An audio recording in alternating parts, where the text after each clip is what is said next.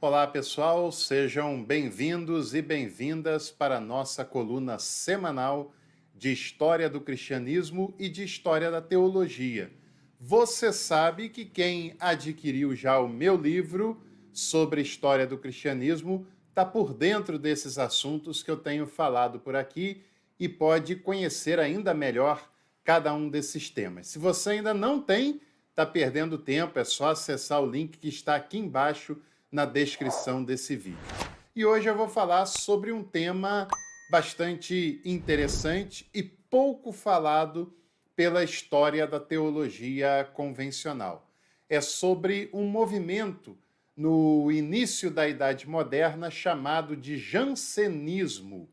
Mas jansenismo, isso existiu mesmo? Ou sou eu que estou inventando essa história para você? Eu sempre me lembro quando dou aula em cursos de história do cristianismo, em faculdades, que quando eu chego nesse ponto da disciplina e falo sobre o jansenismo, os alunos olham para mim meio que desconfiados e acham que é uma pegadinha da minha parte, fazendo um trocadilho com o meu nome. Até porque é um nome mais raro, que nem sempre a gente ouve por aí, e quando ouve falar de jansenismo, acha que é alguma brincadeira da minha parte. Talvez você tenha pensado isso também. Mas não é brincadeira, não. Esse movimento aconteceu de fato. Foi um movimento que se deu no século XVI para o século XVII, principalmente no século XVII. Você sabe, já falei aqui em outros vídeos, que depois do período das reformas religiosas na Europa, no século XVI, a reforma protestante, a contra-reforma católica, abre-se o caminho para uma série de questionamentos sobre a religião tradicional do mundo ocidental. Um desses questionamentos foi um questionamento laico, um questionamento secular do racionalismo representado por René Descartes e de vários outros segmentos que vieram posteriormente a isso, como o empirismo inglês, como o iluminismo, que começa na França, que também tem a sua versão na Alemanha, com Immanuel Kant, e aí nós vamos nos aproximando do início da Idade Contemporânea. Mas dentro das próprias religiões, católica e protestante, surgiram leituras alternativas ao protestantismo e ao catolicismo clássico tradicional daquele momento.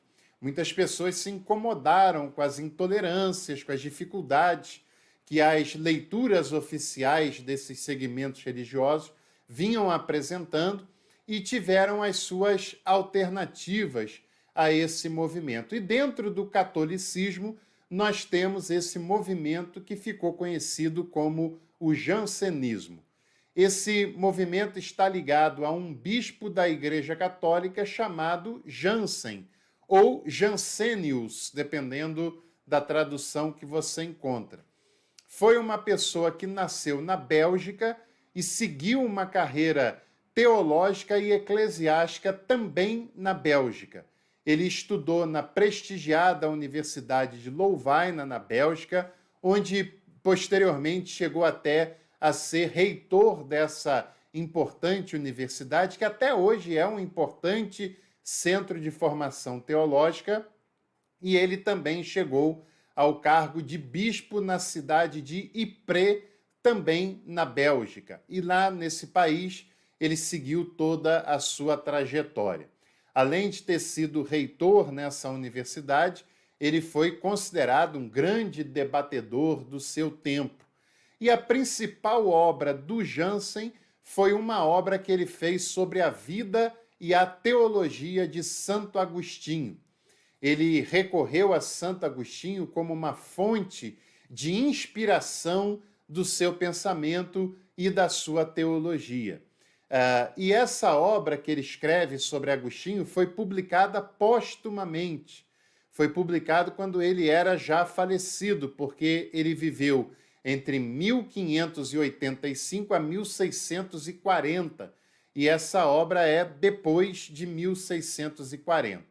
Nesta obra, ele analisa que na teologia de Agostinho já havia um discurso sobre a primazia e a necessidade da graça de Deus para salvar o pecador, que o pecador só pode ser salvo e regenerado através da graça de Deus. E essa graça é, de fato, gratuita, não tem nenhum pré-requisito humano nesse processo e não há nenhuma pré-condição do ser humano para alcançar essa salvação que não seja a graça de Deus.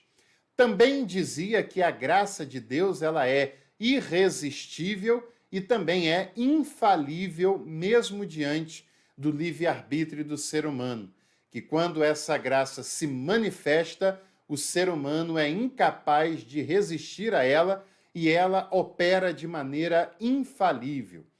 Isso tem muita aproximação com os discursos de Calvino e também é uma oposição àquilo que mais tarde diria o Armínio, de que a graça de Deus ela existe, de que ela é inspiradora, libertadora, de que o ser humano precisa dela, mas o ser humano, se ele quiser, com o uso do livre-arbítrio, ele pode negar a essa graça.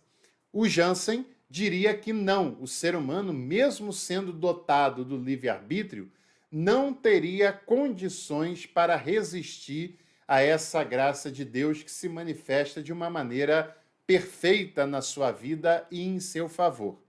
E também dizia que só obedece a Deus a pessoa que já foi escolhida, já foi alcançada por essa graça de Deus, porque, caso contrário, sem o auxílio da graça, o ser humano é incapaz de obedecer a Deus. O movimento jansenista ele teve muita influência numa localidade chamada de Porto Royal, na França, onde chegou a influenciar diretamente um intelectual racionalista chamado Blaise Pascal. Se você não conhece a obra e o pensamento de Blaise Pascal, é um nome interessante para você conhecer. Muitas vezes nós achamos que os racionalistas eram pessoas que não consideravam a fé, que não consideravam o cristianismo, e que não é o caso da maioria deles, o que fica ainda mais nítido em Blaise Pascal. Pascal chegou a propor o chamado argumento da aposta, em que ele diz o seguinte: ninguém é capaz de provar racionalmente que Deus existe, mas também ninguém é capaz de provar que Deus não existe. Se não há provas racionais de que ele existe ou de que ele não existe, então estamos diante de uma aposta. E o que está em jogo dessa aposta é a eternidade. Imaginemos uma pessoa que aposta que Deus não existe. E ele aposta a sua eternidade, a sua existência, de que Deus não existe. Se no final das contas chegasse à conclusão de que ele estava certo e Deus realmente não existe, ele nada tem a ganhar, porque ele vai morrer e simplesmente vai acabar os seus dias. E se ele estiver certo de que Deus não existe, nada ganha, mas também se ele estiver errado e Deus existir, ele perde a vida eterna. Por outro lado, dizia Pascal, se o ser humano apostar a sua vida de que Deus existe e no final das contas ele estiver errado, também não vai perder nada, porque ele simplesmente deixará de existir e chegará ao final. Agora, se ele estiver certo, ele ganha a vida eterna. Segundo Pascal, é claro que esse argumento será melhor questionado, refutado posteriormente, mas segundo Pascal, se nós estamos diante de uma aposta em que eu não tenho nada a ganhar e muito a perder, vale a pena apostar que Deus existe, ainda que não se possa provar racionalmente que isso seja uma verdade. Mas também, por outro lado, não se pode provar racionalmente que ele não existe. Então, é melhor, segundo Pascal, apostar na sua existência. O jansenismo não só influencia Blaise Pascal, como também influencia a política de Portugal, até porque o Porto Royal não era tão distante assim de Portugal e tem algumas influências sobre o pombalismo, que depois, no século XVIII, exerce também uma influência grande na política do Reino de Portugal, que afeta diretamente o Brasil, que à época era uma colônia, ou era Reino Unido com Portugal.